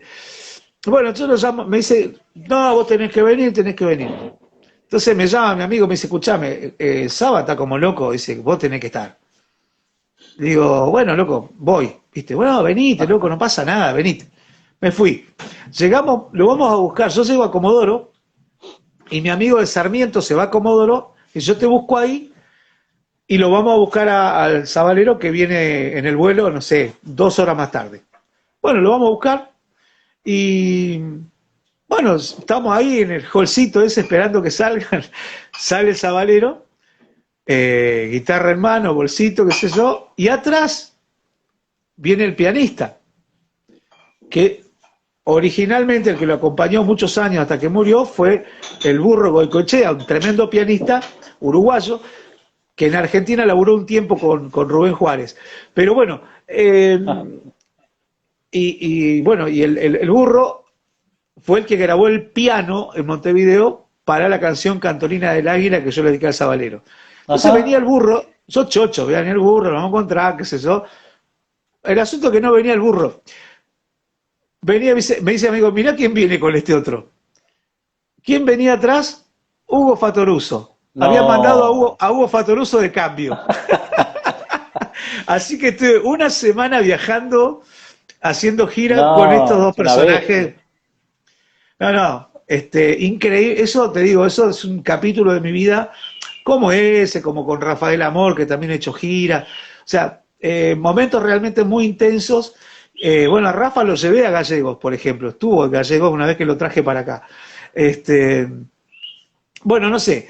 El asunto es que, bueno, estuvimos ahí 7 días girando juntos y, bueno, pasando anécdotas, bueno, quedarían para un par de entrevistas más, porque realmente ha sido uno de los momentos más bellos, digamos, que me ha dado esto de la canción, este, compartir, convivir en la Claro, música. claro, claro, claro. Bueno, Guaja, y después ya estamos en el año pasado, en el antepasado. Vos decís que te costó mucho volver al estudio, que de hecho Leandro Álvarez te estuvo persiguiendo mucho tiempo para Uf, gran perseguidor, pero che, finalmente lo permiso, consiguió, finalmente lo permiso, consiguió. salud. Adelante, adelante. Sí, finalmente lo consiguió y creo que en el momento justo igual. Ajá. Porque, bueno, terminamos haciendo un disco muy bonito con él y con otra gente produciendo y, bueno, y terminamos metiendo una obra en los Grammy Latinos, o sea, cosa que yo Sí, tampoco me imaginaba, tampoco me imaginaba, digamos, que iba a pasar. Pero eso fue un capricho más de Leandro que mío, digamos, porque sí, yo sí. soy medio esquivo de esas cuestiones, de las competencias, ¿viste? Pero bueno, me dijo Leandro, no, lo vamos a meter, lo vamos a meter. Bueno, vos metele, qué sé yo. Y bueno, y fuimos ahí, postulamos, qué sé yo, bueno, con todo lo que implica. De todo eso, digamos, no llegamos a la instancia de nominación, no pasó más que eso, pero tampoco es tan poca cosa, digamos, para un músico Sí, no, de obvio. estas latitudes. Y recibí de parte de uno de los jurados una crítica alucinante y, bueno, un llamado a mi teléfono. ¿Me entendés? O Ah, sea, de un chabón de Miami, no sé dónde, hablándome en centroamericano sobre mi obra y, bueno, y exigiéndome que el próximo año meta más obra y que no deje de participar y qué sé yo, que no, tenía su eso es un voto. montón. Eso es un montón. No, tremendo, tengo guardado el audio para que me dicen, mirá que vas. Sí, no, escucha, acá está. Por la duda. Sí, viste que acá nadie te cree nada, eso es así. Sí, tal cual, tal cual. Bueno, ahí Dice que, de ese trabajo, bueno, el primer corte es infinito, ¿no? El que de alguna forma le dedicas a tus hijos. cla- claro, claro, claro. Ese es una especie de balance que yo hago de mi vida artística respecto de mis hijos. Porque de verdad, o sea, yo sé que no he sido eh, lo que tal vez hubiera deseado ser como padre, ¿no? He sido lo mejor que he podido, digamos, ¿no? Me ha dado para mucho más. Espero, ha sido muy austera mi participación como padre. Bueno, pero yo creo que de todas maneras he sido un tipo que no he sacado el hombro nunca. Eh, y bueno, y sigo estando, o sea, ellos lo saben y bueno, y hoy que son músicos, uno de ellos es músico, que ahora está preparándose para ir a tocar, Ajá. este, eh, tengo el otro que es bailarín, que se fue ahora a estudiar a Buenos Aires a la carrera, que es Catriel Guajardo, Catriel. eh, y está, bueno, Tayel, que es el bajista que se estaba por ir ahora a tocar, y después Pablo, que es el más grande, que es el que trabaja en el campo, ha sido jinete, ha sido domador, ha sido grupero, eh, se ha especializado en eso, ha estado en Jesús María un par de veces, qué sé yo, con el tema de la jineteada. Bueno, cada uno en su palo ha desarrollado beta artística por diversos lugares. Ajá. Y de alguna manera creo que con este paso del tiempo y bueno, y ya grandes, ¿no? Ya viendo la vida de otro lugar, creo que pueden de alguna manera entender y comprender y perdonarme, como digo yo en la canción, que digo, bueno, seguro que sabrán a tiempo perdonar, la vida, Sí, las ausencias son sí. tan breves. Sí, sí, tal cual, tal cual. Ya como para ir redondeando, Guaja, porque ya sé, no sé si viste, pero hace una hora y media que estamos charlando. La... Y viste que nos quedaron temas como para decir, bueno, este lo obviamos porque si no, no terminamos más. Hay tres temas que por ahí desencajan de tu labor o de tu trabajo como cantautor de tus propias obras. Uno es el tema de aquellos que han interpretado tus obras y he visto que son un montón de grupos, un montón de solistas, en un montón de instancias con estilos distintos, ¿viste? Eso por un lado. Y por el otro lado, la participación tuya como colaborador, ya sea no sé, en el disco de Juan Bracalenti, o yo estuve viendo ahí Canción de tu ausencia, que es de autoría de dos amigos tuyos, o La Chacarera del Silencio. ¿Cómo compaginas todo eso? O sea, ¿cómo vas seleccionando? ¿Cómo vas mechando? Mira, yo creo que existe un estándar que puede ser un estándar de mediocridad o un estándar de virtuosidad. Uno apela a estar siempre, como decía Yupanqui, muchos se pelean por ser, digamos, el mejor de los mediocres. Yo me conformo con ser el peor de los mejores. Este, eh, bueno, es un poco así, ¿no? Es un poco así.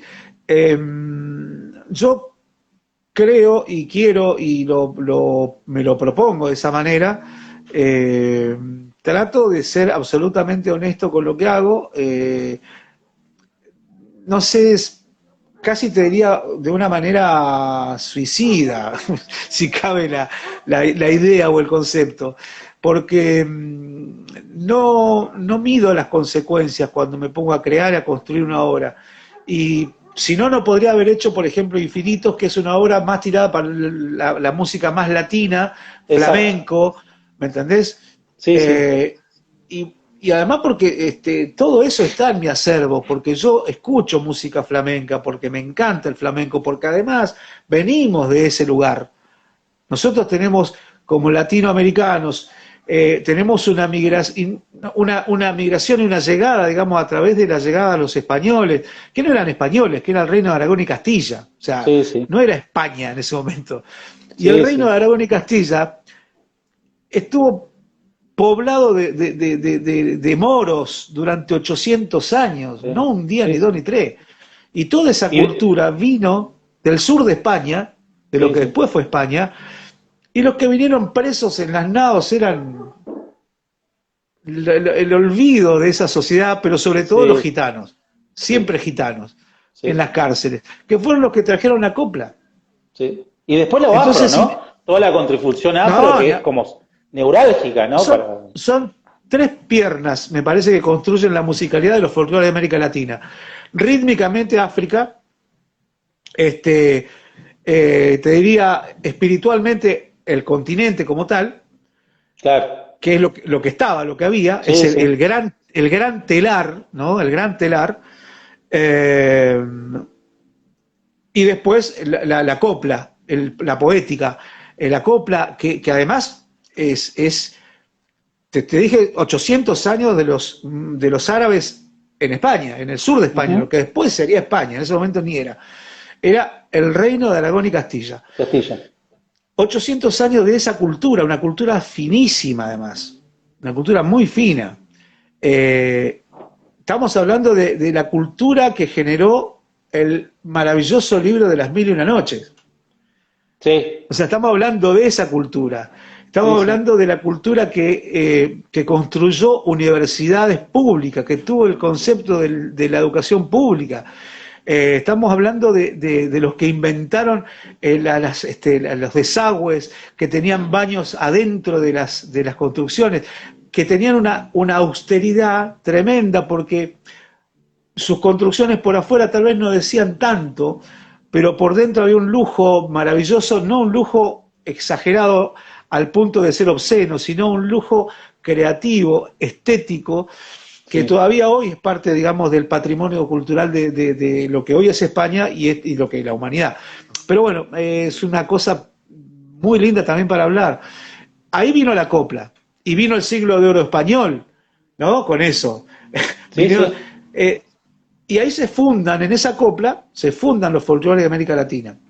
Con estas tres corrientes, la que ya estaba, que es el enorme telar que es América Latina, con esa sustancia, ese sustrato de pueblos preexistentes, y después, como decía Tejada Gómez, si hay algo que tenemos que celebrar a más de 500 años de todo esto, es que hemos construido con este telar un hermoso entramado con todas las sangres de la tierra. Eso solamente pasa en América Latina. Sí, sí. Tal cual, tal cual. Bueno, Guaja, para cerrar, la última pregunta, y con esto cerramos, es tu nueva actividad de producción. Tenés una productora ahora. ¿Cómo te ves en esa? Sí, O sea, ha sido un no, desafío, me imagino. no, digamos, fue por necesidad y urgencia. Fue por DNU, DNU interno. Sí, sí. Sí, hay que vivir, hay que sobrevivir, hay que diversificar, pero en realidad me gusta mucho ese trabajo de producir, me encanta producir porque sé lo que el artista necesita, porque yo hace más de 40 años que vivo, digamos, con esas necesidades, más o Claro. menos, pero tengo una idea de lo que un artista necesita y me encanta esa construcción del discurso artístico, del repertorio, acompañar en el miedo, celebrar en la seguridad, porque bueno, estamos trabajando con material sensible, o sea, el artista son como las alitas de la mariposa, o sea, hay que tratarla con un tacto para no desarmarla, ¿viste? Entonces, a eso me encanta, me gusta mucho y espero poder seguir haciéndolo. Fundé esto que se llamó y se llama Infinito Sur Producciones. Y bueno, estamos también ahora pergeñando un disco nuevo con otra artista también de aquí de la región. que ojalá se dé, ojalá lo podamos resolver. Y bueno, para mí eso también es un placer enorme, parte digamos, de lo que voy a dejar, también es parte de eso, ¿no? Bueno. Es parte de haber colaborado para que otros también desarrollen sus primeras obras, sus discos nobles, ¿no? Los primeros discos. Y bueno, eso es algo que me hubiera gustado que pasara conmigo, y Claro. no pasaba, o sea, fue mucho más... fue mucho más difícil para mí porque no había nada ni nadie que estuviera atento a decirte cómo se hacía. Había mucha gente, como pasa en Argentina, que opinan de todo, ¿viste? Desde cómo armar un generador termonuclear hasta la física cuántica, opinamos de todo. Sí. Y cuando vos le preguntás, bueno, pero ¿qué experiencia tenés? Ah, no, yo me lo vi en un documental, me lo contó un tipo. No, pará, seamos serios. O sea, Claro, así que me costó mucho aprender las cosas que hoy sé y que las puedo ofrecer. Que las puedo ofrecer, obviamente, trabajar con eso, porque es claro. parte de lo que yo sé, del conocimiento, el tiempo que me llevó a aprender esas cosas. Ahora hay gente que yo puedo ofrecerles un atajo y que corten camino, ¿me entendés? Y que no les sea tan tedioso ni tan difícil llegar al punto del objetivo, que es tener un disco profesional. Claro, claro. Sí, la compañía, la contención, el consejo, la mirada, Sí, sí, como para sí. decir, vamos para este lado, para este otro, me parece que va a ser más difícil. Todo eso es Sí, re importante para un músico. sobre todo que el artista comprenda que hay momentos donde lo que más cuesta es sacar, porque poner es facilísimo. Vos que te dedicás a Claro. escribir, sabes Sí, sí. perfectamente bien que la etapa más difícil es sacar, ¿no? Ajá, Porque tal cuando cual. tenemos que poner, bueno, le metemos tucos, dale que va, ¿viste? Pero bueno, llega un momento que hay que, ¿viste? Separar la paja del trigo y decir, bueno, a ver, vamos, esto no va, esto se va, esto... Y quedará, y bueno, al final de un texto o de una realidad que vos pensabas de, no sé, de 3 capítulos, te queda uno, y bueno, un capítulo decente. Entonces, bueno, acá estamos, con esto estoy conforme. Bueno, pasa lo mismo con esto, con la construcción de un disco, porque se arranca con un repertorio, te tiran 10, 15, 20 canciones, y de eso va a quedar nada, o sea, terminan Sí, quedando sí, sí, sí. 5 con suerte, y Tal bueno, cual. hay que explicar eso también. ¿Por qué no va esto? ¿Por qué no va aquello? Muchas veces, yo ya sé que en algunos casos se van a enojar, entonces yo espero que se enojen, y espero también que se desenojen. Bueno, hay toda una serie de tiempos que van, que vienen, que uno tiene que saber que eso va a ser así. Y esa es la ventaja de eh, haber errado mucho y haber acertado algunas. Entonces, ya más o menos uno está curtido con esa cuestión. Bien. Bueno, Guaja, con esto cerramos. La verdad que te agradezco mucho. Quiero decirte que para muchos de los que nos dedicamos al campo del arte, de la cultura, de la creación, también de la compañía, de la conmoción y demás, es muy gratificante saber tu vigencia durante tantos años, el respeto de tus colegas, o sea, la proyección de tu carrera, o sea, lo significante que sos para cada uno de nosotros. Y bueno, quería aprovechar el momento para decírtelo y bueno, mostrar mi gratitud y mi admiración, Guaja. Así que muy agradecido por esta charla y por tu generosidad. Yo te agradezco, bueno, por este momento, porque es un espacio digamos, como un espacio de tierra de nadie y a campo abierto, donde uno puede, bueno, tirarse así a conversar sin límite sobre cosas que son para uno importantes, y espero que para la audiencia hayan sido por lo menos entretenidas y hayan tenido un rato piola en un viernes a esta hora.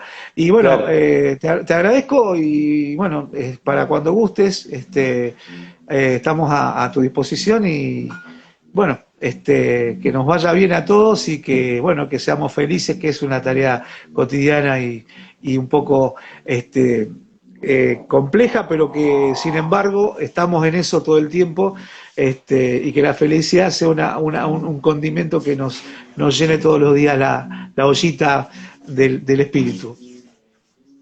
Exacto. Bueno, un abrazo enorme, Guaja. Que lo mejor para tus proyectos. Bueno, gracias a vos y a la gente que se unió y que estuvo un ratito ahí, que pasó y miró. Bueno, gracias por pasar, por tomarse este minuto de... siempre quise decir eso, ¿no? Agradezco a la gente que se tomó un minutito. Lo acabo de decir. Bueno, gracias. Nos vemos, chau. Lo Abrazo mejor. grande. Chao, chao. Abrazo. Bueno, con eso terminamos esta. La verdad que es una charla distendida, muy placentera, o sea, de detalles, de momentos personales, intensos de la vida, de la obra, de la trayectoria de Eduardo Bojardo. Bueno, como para cerrar, les cuento que dentro de 15 días vamos a estar charlando el 25 de febrero con Cecilia Maldini y Verónica Lamberti, que han hecho una obra juntos, una obra literaria para niños juntas, así que vamos a aprovechar para hablar con las dos de cada una de sus trayectorias también y de su trabajo literario en la provincia. Ambas viven en Río Gallegos, así que vamos a charlar con ellas. El 11 de marzo vamos a estar charlando, con la colectiva artística de lenguaje visual, Viento Negro, conformada por Jessica Gallegos, Ana Copto y María Fernanda Bonil, que están haciendo un trabajo muy intenso también desde el año pasado, por lo menos hasta lo que yo sé. Y finalmente, hasta ahora tenemos confirmado 2 entrevistas más, el 25 de marzo con el director, el cineasta Gustavo Sain, que ha hecho una trilogía de Osvaldo Bayer, así que va a ser muy interesante esa charla, y el 8 de abril con Héctor Pérez Indi, que es el director de la Academia, una faceta en la ciudad de Río Gallegos, en la provincia de Santa Cruz, poco trabajada, que es la comedia musical. Es un director, un especialista en la materia, así que está trabajando muy bien con niños, con adultos y demás. Muchísimas gracias. Comenzamos hoy el nuevo ciclo llamado Artivismo. Será hasta dentro de 15 días más. Hasta luego.